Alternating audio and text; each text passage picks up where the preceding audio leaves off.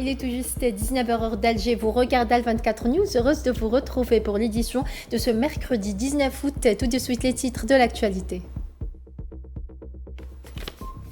Escalade au Moyen-Orient, le président du Parlement iranien affirme qu'un nouvel ordre est en train de se mettre en place dans la région.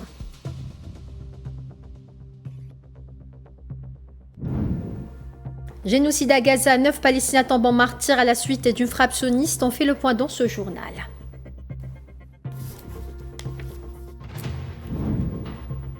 Algérie, journée nationale du Moudjahed. Le président algérien Abdelmadjid Tebboune rend hommage aux architectes de la Révolution. Et puis culture enfin de ce journal, prix Assia Djebbar du roman 2026, 26 romans en lice pour la 8e édition.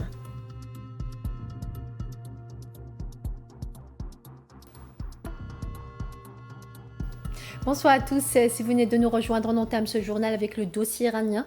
Le président du Parlement iranien a déclaré ce mercredi que l'Iran et ses groupes alliés étaient en train de gagner, affirmant que Téhéran poursuivait un nouvel ordre qui prend forme dans la région. Mohammad Bagher Ghalibaf a tenu ses propos lors d'une visite en Irak.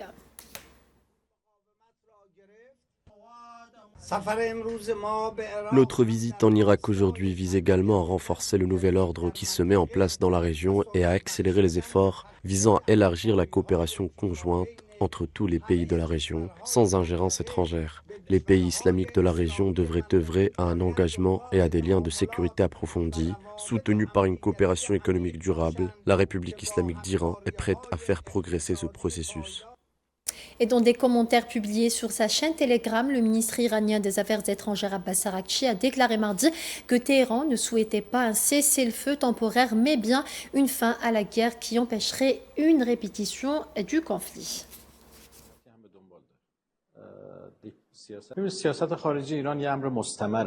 La politique étrangère de l'Iran est un processus continu. Chaque gouvernement peut la faire progresser par le biais d'initiatives diverses, d'un dialogue différent et de nouvelles initiatives. Mais notre politique étrangère repose sur un certain nombre de principes fixes que chaque gouvernement s'efforce de promouvoir. Sous l'administration du docteur Pezeshkian, une plus grande priorité a été accordée aux pays voisins. Pour le chef de la diplomatie iranienne, établir de bonnes relations avec ses voisins exige des tensions apaisées et de développer les relations en ouvrant de nouveaux espaces de dialogue. Naturellement, privilégier nos voisins implique certaines exigences. L'une d'elles est d'apaiser les tensions dans nos relations avec chacun d'eux. Cela signifie aussi développer ces relations et créer de nouveaux espaces de dialogue et de nouvelles capacités. C'est pourquoi, parallèlement à notre politique de voisinage, nous avons également lancé une politique de diplomatie provinciale. L'Iran a mis en garde mercredi 19 août les pays du Golfe contre toute assistance à l'armée américaine qui serait considérée comme un soutien aux opérations militaires de Washington contre la République islamique, a déclaré le chef des forces armées iraniennes.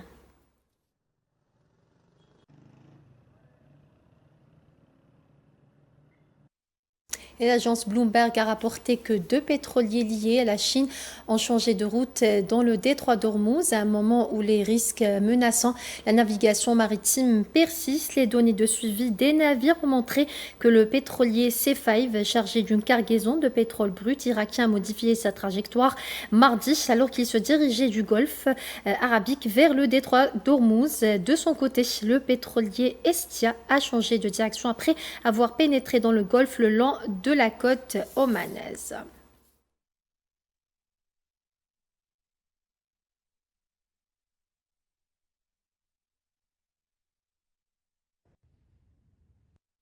En Palestine occupée, l'agression génocidaire sioniste contre la bande de Gaza fait 73 407 martyrs et 174 335 blessés, en majorité des femmes et des enfants depuis le 7 octobre 2023, selon un nouveau bilan communiqué ce mercredi par les autorités sanitaires palestiniennes. Il est à noter que depuis l'entrée en vigueur du cessez-le-feu le 10 octobre dernier, 1273 Palestiniens sont tombés en martyrs et 4223 autres ont été blessés, tandis que les corps de 813 martyrs ont été retirés de sous les décombres, selon les autorités sanitaires.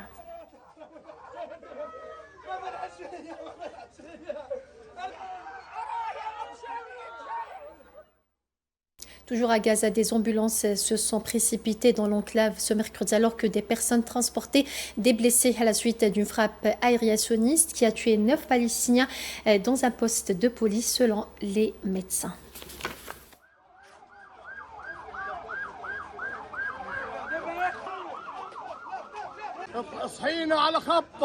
Nous nous sommes réveillés sous le choc.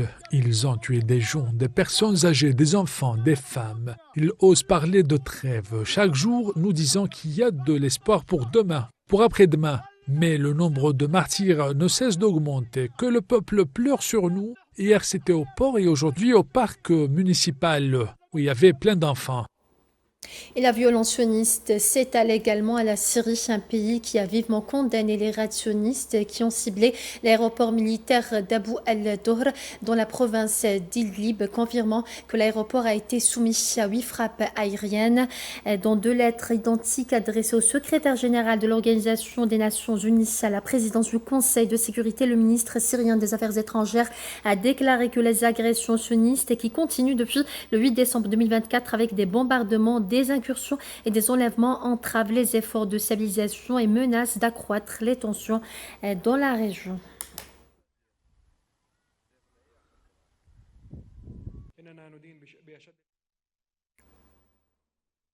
En Algérie, le président de la République, Abdelmadjid Tebboune, a adressé ce mercredi un message à la veille de la célébration de la Journée nationale du Moudjahid, commémorant le double anniversaire de l'offensive du Nord constantinois et de la tenue du congrès de la Soumam 20 août 1955, 20 août 1956.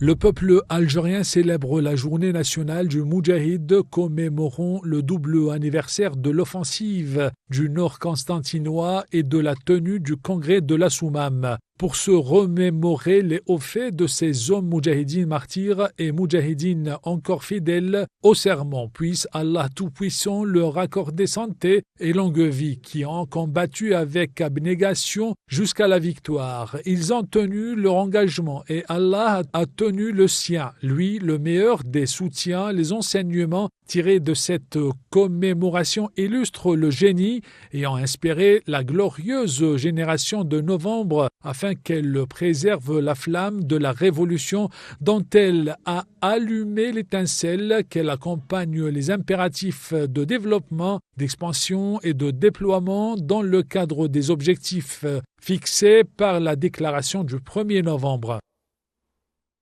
L'offensive du Nord constantinois menée par Zéro Youssef demeure un symbole d'héroïsme et une leçon d'histoire fondamentale. Elle rappelle que l'Algérie reste attachée à sa cohésion et à son unité nationale.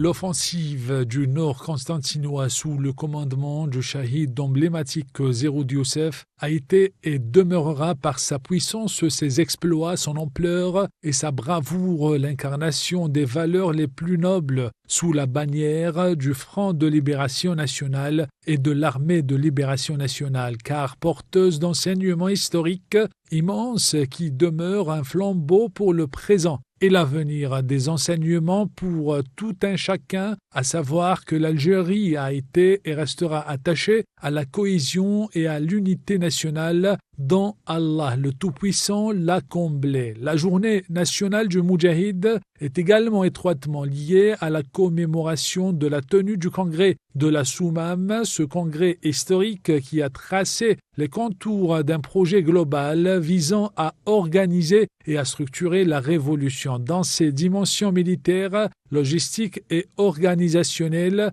ainsi que dans sa dimension législative à travers la mise en place d'institutions traduisant la signification de la révolution dans divers domaines, notamment militaires, politiques et médiatiques, et à la promouvoir au sein des forats internationaux. Ce congrès historique a d'ailleurs encadré le projet révolutionnaire dans toutes ses dimensions afin de faire face à la plus redoutable puissance coloniale de l'époque, soutenue par l'Alliance Atlantique.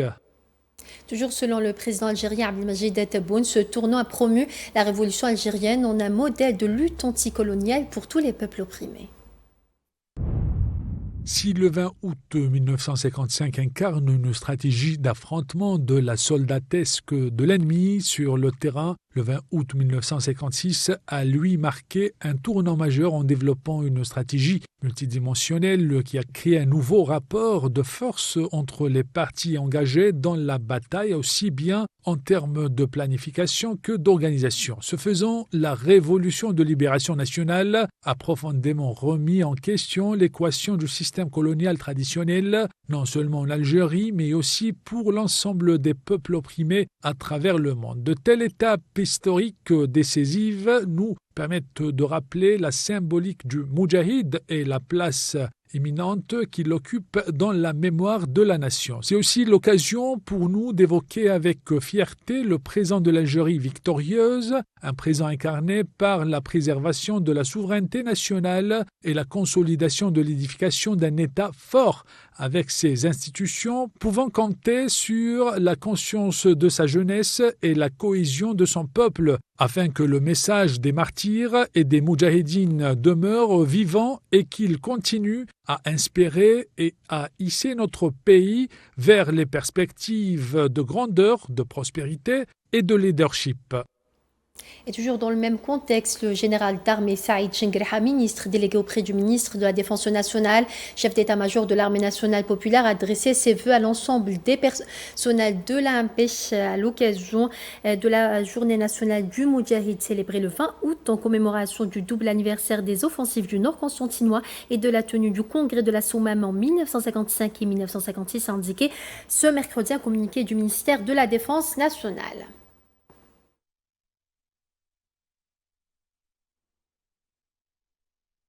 Et l'Algérie est à la veille de la commémoration d'un double anniversaire de sa glorieuse révolution marquée cette année par un renforcement rigoureux de son économie et du retour triomphal de son rôle de leader sur la scène diplomatique internationale. Hommage et évocation ce soir. La commémoration par l'Algérie de ce double anniversaire du 20 août, offensive du Nord constantinois en 1955 et le congrès de la Soumam en 1956 marquent deux dates importantes dans l'histoire de la glorieuse guerre de libération algérienne, une Algérie fière de ses gloires et fidèle à ses martyrs et au message de novembre 1954. Première halte, l'offensive du Nord constantinois menée en 1955 a permis de faire retentir la voix du peuple algérien qui refusait de se soumettre aux colonisateurs français et a eu pour résultat l'inscription de la question algérienne à l'ordre du jour de l'Assemblée générale de l'ONU tenue en septembre 1955 comme étant une question de décolonisation et non une affaire interne telle que présentée à l'époque par le colonisateur français. 10 mois après le déclenchement de la révolution, Zeroud Youssef, chef de la zone de Nord constantinois, et son adjoint Lakhtar Bentoubel décident de mener en plein jour une offensive d'envergure contre des objectifs coloniaux dans cette région qui comprend essentiellement les villes de Constantine, Guelmaskikda et Kolo. Lors de cette offensive, des milliers de fellahs ont participé aux côtés des combattants de l'armée de libération nationale aux attaques contre des postes de police, des casernes de la gendarmerie, des bâtiments publics et des installations appartenant aux colons. L'objectif était de desserrer l'étau sur plusieurs régions, notamment l'Aurès, assiégée par l'armée coloniale depuis le déclenchement de la guerre de libération nationale et dont la population était victime d'une large campagne de répression sanglante ayant fait près de 12 000 martyrs. En effet, à partir du 20 août 1955, la révolution a pris un véritable envol qui se confirmera lors du congrès de la Soumam, qui a véritablement structuré et organisé la révolution par le renforcement de la direction centrale et l'organisation politique et militaire du FLN. C'est à cette époque que s'est illustré un ancien militant du Parti du peuple algérien, PPA, le Shahid Aban Ramdan, qui avait été arrêté en 1950 et libéré en janvier 1955. Ses contacts avec les chefs de la révolution, notamment après sa rencontre avec l'Arbi Bilmehidi, ont eu des résultats très positifs. La rencontre a été organisée à partir du 20 août de la même année dans la région d'Ifri, sur la rive de la vallée de la Soumam. Cette rencontre à huis clos a réuni l'Arbi Bilmehidi qui représentait l'Orani, Aban Ramdan qui représentait la Hélène, Ouamran qui représentait l'Algérois, Krim Belkacem qui représentait la Kabylie et Zeroud Youssef et son adjoint Lakhtar Bentoubel qui représentait le Nord constantinois. Le congrès qui a duré plusieurs jours a débouché sur des décisions historiques dont le remplacement des 5 zones en vigueur depuis le 1er novembre 1954 par 6 wilayas, Aurès, Memcha, Nord constantinois, Kabylie, Algérois, Oranie et Sud, subdivisés en zones, régions et secteurs. Autre décision emblématique du Congrès de la Somme, une unification de l'armée de libération nationale à l'échelle nationale dans sa structure, ses grades et son organisation à l'image d'une armée régulière. Ces deux dates demeurent un symbole de la détermination du peuple algérien à accéder à sa liberté. La révolution algérienne est un exemple à suivre dont s'inspirent tous les peuples qui vivent toujours sous le joug du colonialisme. Le sacrifice, la résistance, la détermination ont été le mot d'ordre de ce combat qui a forcé l'admiration du monde entier. 64 ans après son indépendance, l'Algérie est plus que jamais révolutionnaire. Gloire à nos martyrs. Autre actualité de ce journal, le président du Parlement panafricain Fatah Bouteflika a appelé ce mercredi à Addis Abeba un partenariat renforcé avec le Conseil de paix et de sécurité de l'Union africaine pour consolider la paix, prévenir les conflits et relever les défis sécuritaires du continent.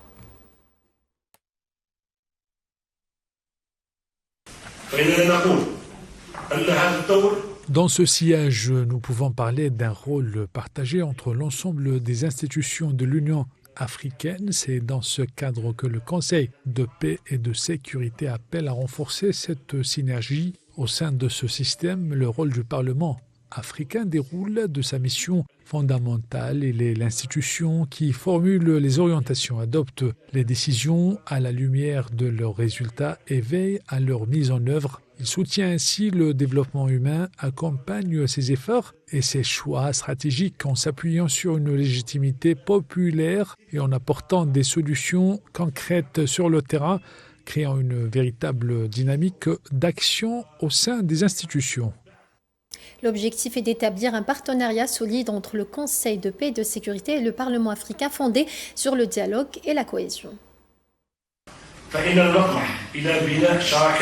Nous envisageons de bâtir des partenariats institutionnels et stratégiques forts et durables entre le Conseil de paix et de sécurité et le Parlement africain, reposant sur un partenariat constructif fondé sur la concertation et la cohésion. La diversité des débats, des idéologies et des visions au sein du Parlement africain constitue le socle de l'élaboration des décisions et favorise un sens aigu des responsabilités, l'élaboration de propositions et de recommandations transmises aux décideurs ainsi qu'aux différentes parties prenante représente un axe central du travail parlementaire. En outre, il s'agit d'œuvrer à l'émergence d'un sentiment d'unité humaine pour consolider les décisions. Cela facilitera les choix de l'Union africaine et de ses institutions afin de mener les réformes nécessaires et de traiter durablement les questions en suspens. En République démocratique du Congo, le nombre de cas confirmés d'Ebola a dépassé les 5000 avec 2378 décès enregistrés. Au 16 août, la RDC avait enregistré 5021 cas confirmés, dont 55 zones de santé réparties dans 6 provinces, avec un taux de létalité de 47,4% selon le dernier rapport du Bureau régional de l'OMS pour l'Afrique publié mardi.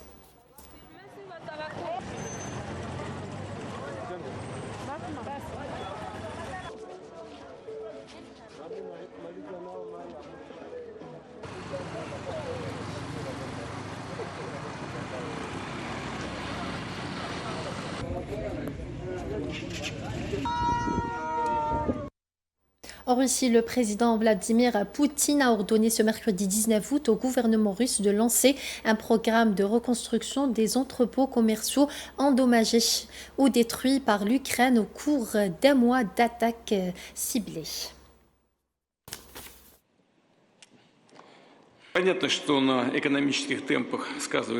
De toute évidence, le rythme de l'économie est influencé par divers facteurs, notamment les pressions extérieures et les attaques terroristes contre les installations industrielles et les infrastructures. Bien entendu, de telles attaques n'ont pas et ne pourraient pas avoir de conséquences critiques. Pourtant, elles nous causent du tort, c'est évident. Nous le comprenons, nous constatons et nous le savons. Je tiens à souligner que malgré les récents attentats terroristes que j'ai mentionnés précédemment, notre infrastructure commerciale fonctionne de manière efficace et fiable, bien que les opérations se déroulent dans un contexte de forte tension. Tous les acteurs de ce secteur relèvent avec succès les défis actuels. Parallèlement, les installations logistiques et d'entreposage nécessitent bien entendu une remise en état, y compris avec l'implication de l'État. À cet égard, je demande au gouvernement d'adopter un programme approprié. Et autre information de ce journal, suite à des critiques de la part de Donald Trump, les exercices militaires conjoints entre les États-Unis et la Corée du Sud ont été écourtés. Le président américain a déclaré que ces exercices envoyaient un signal négatif à la Corée du Nord. Les détails avec Safwan Ben Sabri. La Corée du Sud et les États-Unis ont écourté leurs exercices militaires conjoints, réduisant de moitié la durée de l'opération, et ce suite à des critiques de la part de Donald Trump. Le programme initial prévoyait 2 phases, une première phase consacrée à des exercices dits défensifs, la deuxième phase quant à elle prévoyait une séquence consacrée à une contre-offensive dans le cadre d'une éventuelle invasion nord-coréenne. C'est cet aspect qui a provoqué les critiques de Donald Trump. Le président américain a estimé qu'ils envoyaient un signal hostile à la Corée du Nord, tout en soulignant leur coup pour Washington. Depuis la Maison-Blanche, il a rappelé qu'il entretenait de bonnes relations avec Kim Jong-un. Je connais très bien Kim Jong et il va s'en sortir. Tant que nous aurons un président intelligent, il s'en sortira très bien. Si nous avons un président stupide, alors il ne s'en sortira probablement pas aussi bien. Et oui, je le rencontrerai. Washington assume l'essentiel des dépenses de ces opérations. Le président américain a affirmé que la Corée du Nord n'avait représenté aucune menace et avait fait preuve de respect durant sa présidence. L'annulation de ces exercices a par ailleurs suscité des inquiétudes côté sud-coréen et japonais. Un mot de culture à présent, le prix Assia Djabbar du roman dévoile sa liste des œuvres en concurrence pour sa 8e édition. Cette première sélection ouvre la voie à la prochaine étape du concours avec l'annonce de la liste finale prévue le mois prochain avant la désignation du lauréat de cette édition 2026, attendue au mois d'octobre, créée en hommage à l'une des grandes figures de la littérature algérienne, Assia Djabbar. Ce prix entend mettre en lumière la richesse et la diversité du roman algérien contemporain.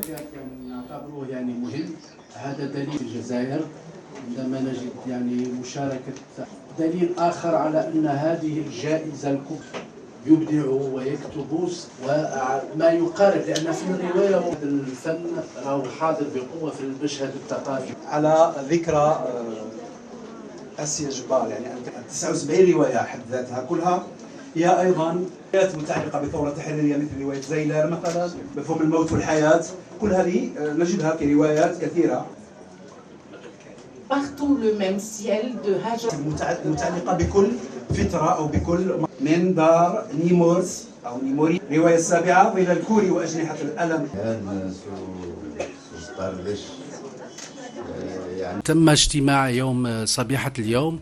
Nous nous sommes réunis ce matin et après discussion, nous avons abouti à des listes représentatives des 3 langues, l'arabe, le français et l'amazigh pour cette année, qui a connu la participation de 53 maisons d'édition, avec un total de 155 romans, soit 155 auteurs. 79 titres sont en langue arabe, 13 titres en langue amazigh et 63 titres en langue française. Ce que l'on remarque dans les romans soumis, c'est la prédominance du thème historique. Un grand nombre de romans abordent l'histoire ancienne de l'Algérie, notamment les périodes pré-islamiques, mais aussi la période ottomane, la période de la colonisation française, ainsi que l'histoire récente. Cela nous a amenés en tant que critiques et auteurs du champ littéraire à nous interroger. Pourquoi ce retour aux romans historiques? On observe également un travail autour de ce que nous appelons les romans de l'intime et de l'affirmation de soi, les récits autobiographiques ou encore les récits consacrés aux lieux. C'est ce que nous avons pu constater dans les romans soumis. لكن ما يغلب عليها هو الرواية التاريخية ورواية السيرة الذاتية. Des propos recueillis par notre journaliste Maria Chouillard. On passe à l'avant-dernière avant de clôturer ce journal. Parlons cinéma avec la célébration de la sortie du format digital du film d'animation des Mignons et des Monstres. L'événement promotionnel s'est déroulé lundi 17 août 2026 à New York. Les Mignons ont profité de l'avant-match contre les Padres de San Diego pour assurer le spectacle, comme le montrent ces images.